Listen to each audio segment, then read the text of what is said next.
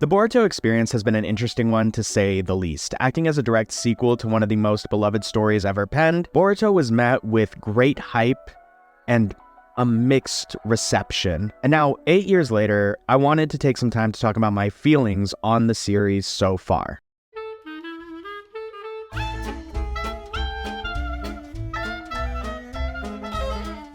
Hey there guys, my name is Jared Shaw, and if this is your first time on the channel, then welcome. I am so happy to have you here. On this channel, we do a lot of video essays and discussions on IP that I find interesting, particularly in the entertainment space, with Naruto being one of them. So if you enjoy this type of video, please be sure to subscribe because I promise there are more on the way. Anyway, back to Boruto. I've been following the series off and on for a couple years now, and back when I was doing reviews regularly on this channel, my first chapter review of Boruto 2 Blue Vortex was one of my first videos to ever cross 1,000 views. In that review, I talked about how excited I was to see that Boruto was finally starting to pick up steam again. I say that because, to me, Boruto oddly is a harder series to get into if you were reading Naruto week to week, rather than if you were someone who finished the series in, like, a binge read, for example. For me, I was one of those week-to-week readers. In fact, Naruto is my second favorite manga series of all time, and so when the movies like Naruto the Last or Boruto Naruto the movie came out, I even took the time to go watch those movies in theaters. So when the first chapter of Boruto leaked, I was on all sorts of websites filling my iPhone 6 with viruses trying to find readable scans to read this chapter I'd been waiting for so long. And I was really not prepared for the old okie doke that the chapter was going to give us. If you don't remember, Chapter 1 of the original Boruto series was the one that started with Boruto and Kawaki fighting on the destroyed Hokage's face, only to smash cut to a chapter-by-chapter retelling of the latest Naruto movie. And while now, years later, looking back on it, I suppose that seems fair. You can't guarantee that every single fan of the original series was able to go and watch the movies. It was still kind of a gut punch when the chapter originally came out. And the real kicker was when the information came out that Boruto was not going to be a weekly chapter, but instead a month-to-month chapter release, making the whole retelling of a movie that we already had in manga form feel so unnecessary and sluggish. And as a result, I became less and less interested as the chapters came out, stopping to read them in bulk every few months, and trying to find storylines that hit for me because not every single one of them was great to read, honestly. Personally, even now as I'm making this video, I still feel like reading the month-to-month chapters in bulk is the ideal way of reading the series. You see, I think that one of Boruto's biggest struggles is that it is kind of an unnecessary story, and that isn't to say that it cannot be enjoyable or does not have enjoyable moments already in the story. What I mean by that is that when Naruto finished, it did not leave really enough questions to justify a sequel series. I think that we can even see that in the struggle Boruto had in coming up with original plot lines that were able to invest the readers in them. Boruto really was struggling with the issue of credibility. See, the last arc in Naruto went on for years and had a massive power spike like nothing else we ever saw in the series.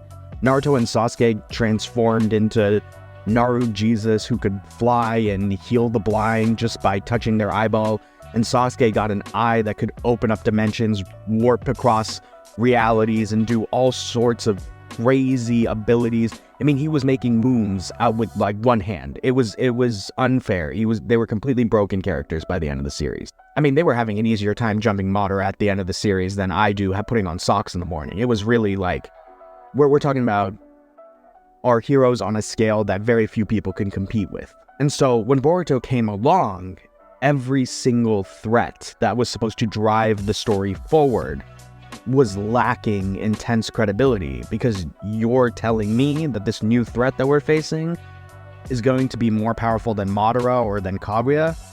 Unlikely.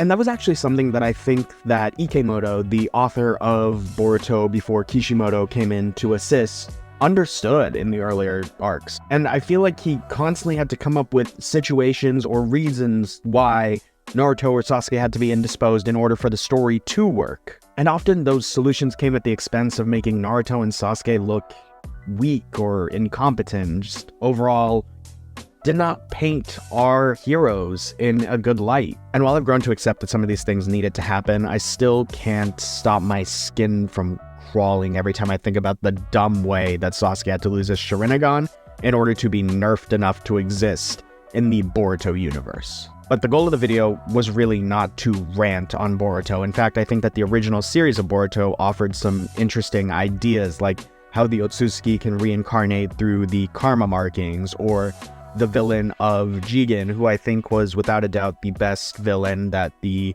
original Boruto series had, and honestly is not really that far under that many of the Naruto series villains. I think that he just has a really ominous presence, and I guess he's kind of still in the series if you've read the latest chapter, but he's a character that was very interesting to me. But it's like, despite those things, I found that the original Boruto series was not hitting the mark for me in order for me to really say that, oh, I am enjoying this series a lot. Now though, 9 chapters into 2 Blue Vortex, I am really happy to say that I'm feeling like the story is making some major improvements.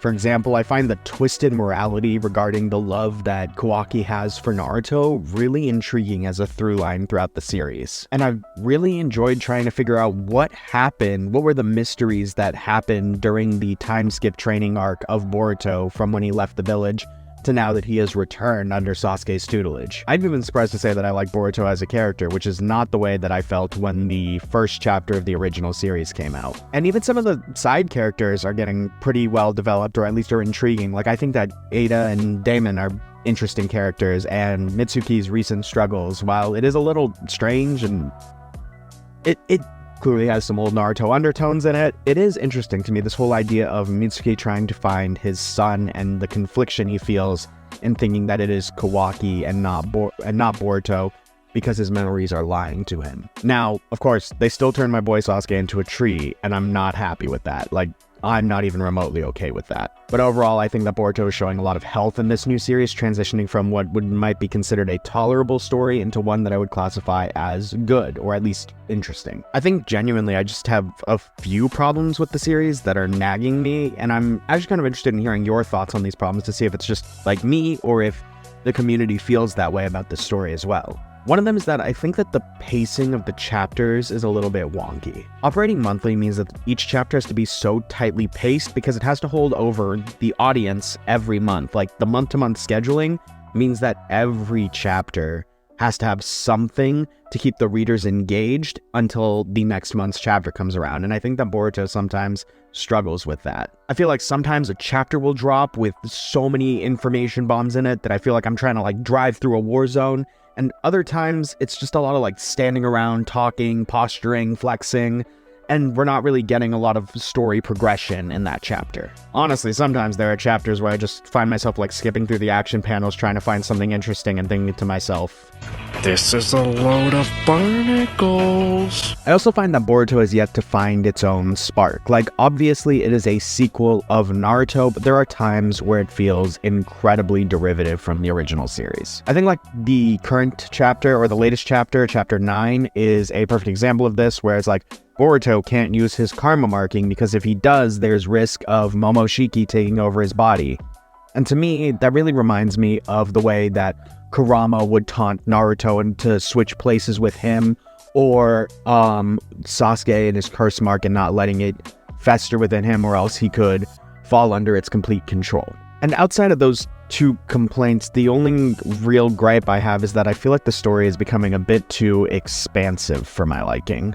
And while there are certain stories that obviously benefit from a very large scope, I find that when that is applied to Boruto, it becomes a little overwhelming. And granted, this could be attributed to the month-to-month release schedule of Boruto, but I do find I always have to do homework every time a new chapter comes out. I have to reread the previous chapters in order to really understand the large scope or the bigger story that is going on in the series. And in truth, I don't want to say oh, do you remember when the story used to be about ninjas? Because listen, it hasn't been about ninjas in so long. But I do sometimes find myself asking, you remember when this story used to be about human beings and human conflict and not aliens trying to take over human bodies to grow trees that can destroy worlds? it's a little bit overwhelming at times, and I'm wondering if I'm the only one that feels that way. My overall thoughts on the series so far is that Boruto is completely fine, if not somewhat enjoyable, but lacking its signature spark that has drawn me into it the way that its predecessor had. I would also recommend that if you are going to venture into reading the series, to do so in bulk, as it'll make the pacing feel a little bit less frustrating and make it also make sense to a reader.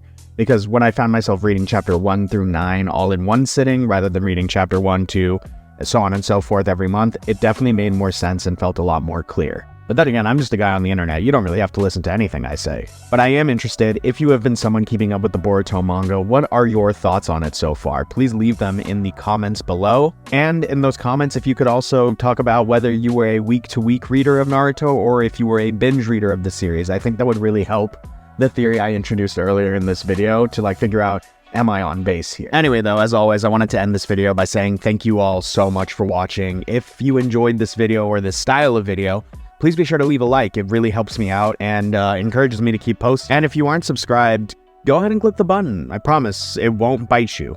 Also, if you want to hear me talk more about Naruto, be sure to check the video somewhere on this screen that is the top 5 jutsus I would want in real life. And if you're a little bit tired of talking about Naruto and want to do some other fantasy, go ahead and check out this video I made about the Harry Potter universe, where I explain the real reason why Voldemort feared Dumbledore. But whatever it is you choose to do next, I hope you have a great rest of your day, and until next time, peace. Also, what the heck is Abushiba Etsutsuki?